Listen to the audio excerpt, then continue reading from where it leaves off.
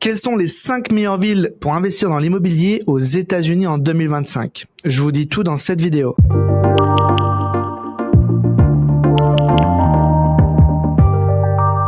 Bonjour à tous, je suis Julien Reynard d'Investir.us. Je suis ravi de vous retrouver pour cette nouvelle vidéo. Merci beaucoup de me retrouver encore une fois aujourd'hui. N'hésitez pas à vous abonner, à partager la vidéo. On fait de la vidéo sur toutes les thématiques d'investissement immobilier aux États-Unis.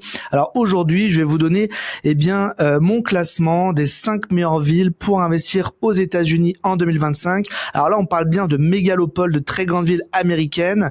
C'est ce dont je vais vous parler aujourd'hui. Vous savez que c'est pas vraiment mon dada, comme on dit, puisque moi je préfère investir dans des villes moyenne aux États-Unis. On est notamment présent dans le sud-ouest de la Floride, dans la ville de Sarasota et également dans la région du lac Pickwick dans le nord-est du Mississippi où je suis real estate developer, je suis promoteur et constructeur immobilier, je suis également broker en Floride, c'est-à-dire agent immobilier certifié. Maintenant, une fois n'est pas coutume, j'ai l'esprit ouvert et je vous ai fait un classement, on va dire vraiment macro avec les 5 villes qui pour moi sont les meilleures pour l'investissement. Alors le classement, il est basé en fait sur la création d'emplois. Il est basé également sur le solde migratoire positif et également sur les prévisions d'augmentation des loyers. Ce sont ces 3 critères-là que j'ai gardés et qui m'ont permis de faire ce classement. Vous allez voir, ces 5 villes très différentes qui se situent en 4 coins des États-Unis, mais c'est bien parce que du coup, ça va permettre d'amener un moment de réflexion. Et peut-être que vous, vous posez la question si ces villes sont faites pour vous. Alors sachez que je ne suis présent sur aucune de ces villes, donc c'est vraiment pas une vidéo à un but commercial. Mais l'idée, c'est de sortir un peu de ce que l'on connaît et de vous expliquer aussi pourquoi, moi personnellement, j'investis pas dans les grandes villes, même si vous le savez peut-être déjà. Je reviendrai là-dessus plus tard dans la vidéo. Alors, top 5, on commence maintenant. Alors déjà la 5e de mon classement, c'est Jacksonville en Floride. Alors c'est pas très loin d'où je vis, où je me situe là actuellement où je fais cette vidéo. Moi je suis dans le sud-ouest de la Floride. On est quand même à quelques heures de route. Jacksonville je connais, j'ai déjà été plusieurs fois, j'ai même étudié le marché immobilier là-bas. C'est une ville en fait, c'est un peu la clé d'entrée. C'est le marché le plus abordable de Floride, on va dire, beaucoup plus abordable que Tampa ou Miami par exemple, qui sont des grandes villes comme Jacksonville. Jacksonville, peu de gens le savent, mais c'est la plus grande ville de la Floride. C'est vraiment la grande ville. C'est un marché de maisons individuelles, donc vraiment je pense que c'est ce qu'il faut acquérir là-bas. C'est un endroit en fait où il y a un solde migratoire vachement positif, c'est une population jeune, c'est aussi une économie vraiment tournée vers les services, je pense notamment au domaine de l'assurance, de la finance, il y a aussi des administrations d'État qui sont implantées là-bas, donc vraiment une croissance économique intéressante, évidemment toutes les vertus économiques et fiscales de la Floride, pour ça que la ville continue de se développer. Mon petit bémol sur Jacksonville, alors marché abordable, ça il faut comprendre, différent encore une fois de Miami ou Tampa. Quand même, regardez, screenez correctement le locataire si vous allez là-bas. Moi, je n'ai jamais investi là-bas parce que pour moi c'est un peu trop on va dire incertain pour collecter des loyers. Il y a une population, en tout cas celle où on veut aller chercher du rendement, qui peut être un petit peu moins solide, donc ça sera un peu mon bémol sur Jacksonville. Par contre, il y a quand même des points positifs, marché abordable, solde migratoire positif, belle croissance économique avec une économie assez diversifiée de services et d'avenir, et un marché effectivement où il y a besoin d'avoir du logement, donc ça laisse présager un futur plus intéressant. La top 4, de mon classement, alors là, on s'envole de l'autre côté des États-Unis, on va dans le Grand Ouest américain, on quitte la mer en fait, puisque Jacksonville c'est une ville côtière, et là on part dans les montagnes américaines, dans les Rockies, on va à Salt Lake City. Vous avez probablement tous en tête, en tout cas on va dire pour les plus anciens et peut-être moins les plus jeunes, mais les Jeux Olympiques qui ont eu lieu là, je crois que c'était en 2004 à Salt Lake City. C'est une vraie grande ville, Salt Lake City aux États-Unis. C'est une ville avec une économie extrêmement tournée vers la tech aujourd'hui, dont beaucoup de startups, tout un écosystème, un environnement autour des nouvelles technologies, donc des jobs bien payés. Il faut comprendre également que de par la topographie du territoire, il n'y a pas 36 solutions pour de la construction. Ça va être extrêmement limitant et donc le développement en termes de construction de la ville est très limité. Donc ce qui fait que les loyers sont en forte augmentation. Alors c'est un marché qui est quand même moins abordable que Jacksonville, qui était juste avant sur mon classement, mais c'est un territoire qui est intéressant puisqu'il y a des jobs bien payés, une croissance démographique positive, beaucoup de gens qui arrivent parce que quand même pour les boîtes et pour les gens, ça coûte moins cher que de vivre dans la Silicon Valley par exemple en Californie. Vous avez des jobs assez similaires et donc c'est un peu un endroit qui, à mon sens, va continuer de se développer et où les loyers vont continuer d'augmenter, donc le rendement locatif potentiel va continuer d'augmenter, va être bien meilleur à mon avis. Et puis évidemment, il y a des enjeux de plus-value qui sont aussi là intéressants. On revient sur la côte est des États-Unis et là on va plus précisément en Caroline du Nord. Alors c'est un état peut-être qui vous parle pas beaucoup si vous avez voyagé aux États-Unis mais vous êtes allé dans les grandes villes. En fait on est à Raleigh-Durham, c'est vraiment une très grande mégalopole. Aujourd'hui c'est un territoire très fort en matière de recherche et d'éducation, très grandes universités, très bien cotées. En fait c'est la région qu'on appelle The Triangle. Donc vous avez un très grand centre de recherche, The Triangle, qui se situe sur cette zone-là. C'est une zone où le revenu moyen est extrêmement élevé et le marché est encore abordable. Il y a pas mal de biens neufs ou très récents parce que c'est un marché qui est en train de se développer et qui est assez récent. Donc vous avez là l'opportunité, à mon avis, d'avoir un marché qui va prendre en valeur, mais aussi où les loyers vont continuellement augmenter parce qu'encore une fois, les salaires sont de très bons salaires et continuent de se valoriser également. Les gens gagnent de plus en plus d'argent. Donc ça c'est ma troisième de mon classement. Deuxième ville de mon classement, un peu à l'image de Jacksonville en Floride. Je vais vous parler maintenant du Texas. On va dire que les deux gros États aimants en matière démographique aujourd'hui aux États-Unis, c'est la Floride et le Texas. C'est les deux États où les gens viennent le plus s'installer, aussi bien des États-Unis mais également de l'étranger. Donc ça, c'est quand même une donnée à prendre en considération puisqu'évidemment, l'investissement locatif, c'est loger des gens. Donc il faut qu'on ait un solde positif migratoire pour loger de plus en plus de gens et créer en fait une demande qui soit supérieure à l'offre pour que les loyers augmentent. Et là, je vais pas vous parler des grandes villes du Texas, même si celle-ci est quand même très grande et vous la connaissez forcément, c'est San Antonio, Texas. Alors beaucoup plus abordable que Dallas ou Austin par exemple, à l'image un peu de Jacksonville qui est beaucoup plus abordable que Tampa ou Miami. San Antonio, c'est vraiment une grande économie diversifiée, il y a du militaire, des assurances, voilà, grande économie. Vous avez malgré tout c'est beaucoup plus abordable que Dallas ou Austin ou d'autres grandes mégalopoles du Texas. Sol migratoire positif parce que évidemment le pouvoir d'achat est meilleur là-bas, coût de la vie moins important et donc à mon avis il y a une belle réserve de valeur d'augmentation des loyers dans les années qui arrivent sur San Antonio, Texas, numéro 2 de mon classement. Et alors la top 1 de mon classement, qui c'est? Alors c'est une ville qui est pas du tout une ville bling bling, c'est pas une ville peut-être que vous connaissez très bien, mais les chiffres sont là, les critères sont là. On va parler d'Indianapolis, donc dans l'Indiana.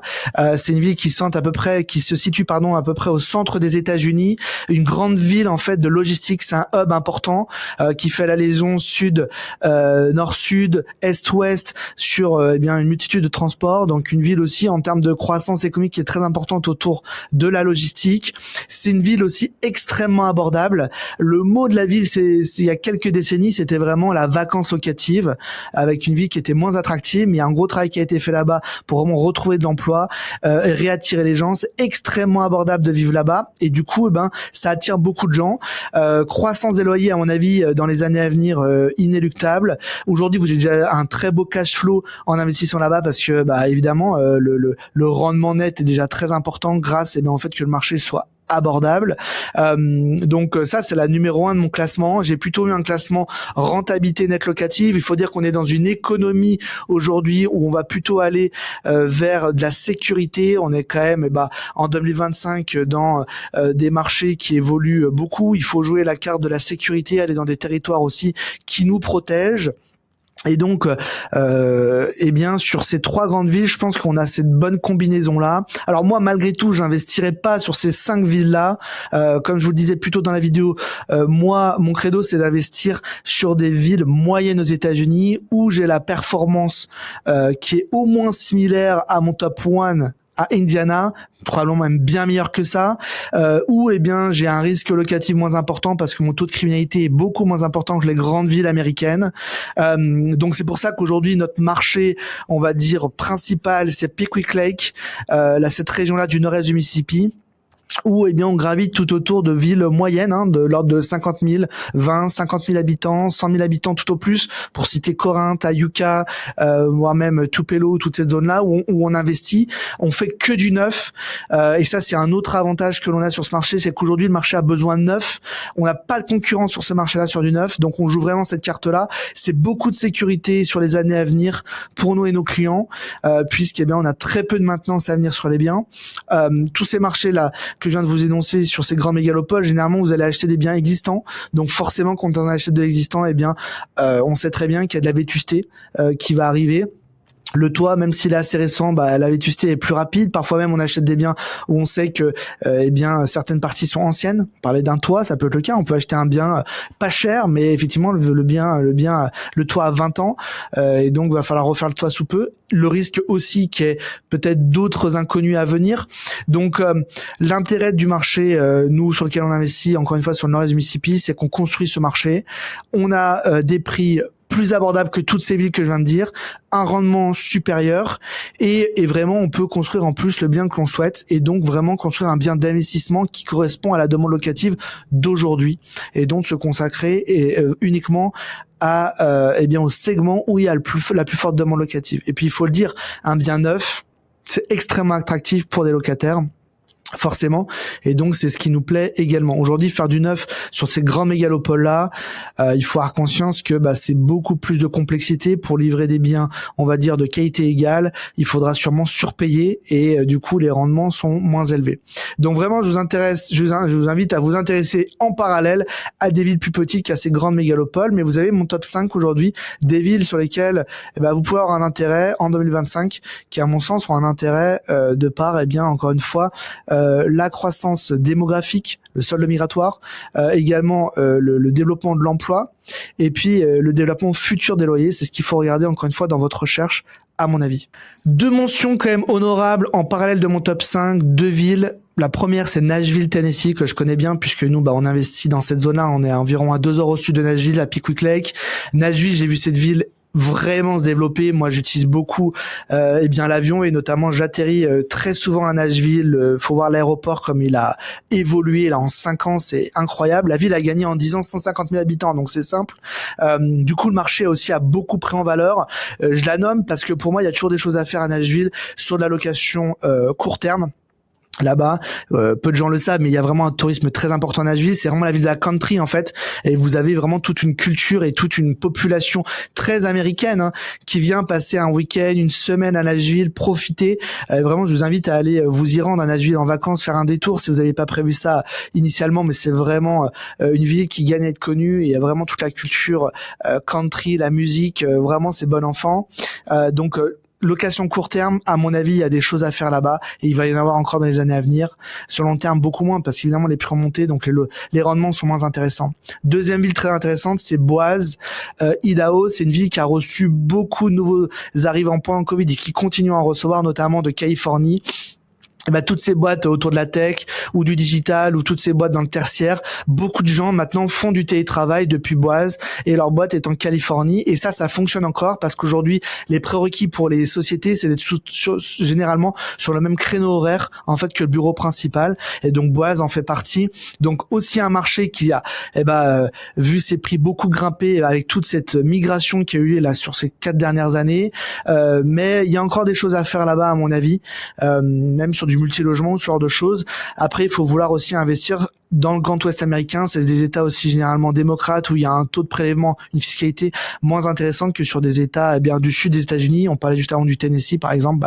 C'est tout à fait l'inverse, ou même le Mississippi où nous on investit, qui sont beaucoup moins confiscatoires en termes de fiscalité. Donc ça à prendre en considération évidemment dans vos choix également. Ce qu'il faut regarder vraiment, et mon conseil de pro, ça sera pas regarder le prix d'achat. Le prix d'achat, ça veut tout et rien. Ce qu'il faut regarder, c'est comment on se positionne face au marché, où se situe la demande locative. Est-ce que c'est plutôt un marché de famille? Dans ce cas, il faut mieux aller sur des biens 2 ou 3 chambres. Est-ce que c'est plutôt un marché de jeunes actifs, de start-upers? Donc là, on peut aller sur des plus petites surfaces. Voilà, comprendre cette nature-là de marché. C'est très important. Également, regardez les restrictions, regardez la fiscalité. Vous savez, c'est une confédération d'États, les États-Unis. Donc, vous investissez. On a parlé d'États différents. On a parlé de la Floride, du Texas, de l'Indiana. On vient de citer Boise dans l'Idaho et puis Nashville dans le Tennessee. Tout ça, c'est des règles différentes. Des règles si demain il y a un problème avec un locataire pour faire une expulsion, par exemple. Mais c'est des règles également différentes pour la fiscalité. Donc, il faut prendre ça en considération. Regardez votre choix par rapport à ça. Moi, je vous dis également, ne surpayez pas les biens, mais ne faites pas les petits bras. C'est un peu le conseil que je vous dis, parce qu'aux États-Unis, généralement, on paye pour ce que l'on a. Un bien qui est pas cher, c'est généralement la qualité du quartier qui est moins importante. Donc vous allez probablement avoir affaire à des locataires moins solvables, moins solides, et puis aussi une appréciation future qui va être moins intéressante. Les deux grandes notions sur lesquelles il faut travailler, sur à quoi vous devez réfléchir, et nous c'est ce que l'on fait dans nos programmes d'investissement, et c'est là-dessus qu'on accompagne nos clients, c'est le cash flow, la rentabilité locative nette, évidemment. Regardez bien le brut, mais surtout regardez les charges qu'il y a entre le brut et le net. Nous on investit sur un marché sur le Mississippi qui fait partie des 5 counties les moins chers en termes de taxes foncières. Le montant de l'assurance est moins cher que 90% des marchés aux États-Unis. Ça compte, parce que votre bas de ligne, eh bien, il va être meilleur. Ça, c'est le rendement locatif net. La deuxième notion, c'est évidemment la valorisation du bien. Il faut surfer la vague au bon moment, au bon endroit. Il faut être avant que ça se passe. Si ça s'est déjà passé, vous allez être sur un marché plus mature. C'est OK. Vous allez prendre moins de risques, mais vous pouvez pas vous attendre à un niveau de valorisation qui sera aussi important que sur des marchés émergents. Donc, c'est vraiment ces deux grandes notions sur lesquelles vous voulez vous intéresser et vous positionner au bon endroit, encore une fois, au bon moment. Merci beaucoup de m'avoir regardé sur cette vidéo. Surtout, n'hésitez pas, si vous voulez aller plus loin sur un projet d'investissement immobilier, contactez-nous. Une seule adresse email pour nous contacter, c'est contact@investir.us. On vous met également un lien en description dans la vidéo. Vous cliquez dessus. Ça va être un petit formulaire que vous avez à compléter. Donnez-nous vos informations et moi, je prends contact avec vous sous 24 à 48 heures et puis on discute, on échange pour voir quels sont vos objectifs et si on peut vous accompagner dans cette acquisition immobilière aux États-Unis. N'hésitez pas à vous abonner, à partager la vidéo et je vous dis à très bientôt. Bye bye.